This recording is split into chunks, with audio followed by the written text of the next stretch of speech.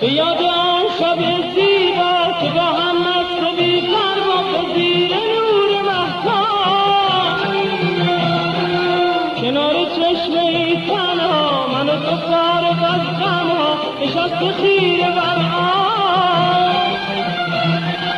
به دامانم تو میخفتی برایم قصه میگفتی ز دوران طلایی ولی آن افغان پیمان به ناگه چه رو ایجان همه شد نقش بر آن اکنون که بهشت و باری بلبل سر شاخ بیقراری بازا تو به محفلم دوباره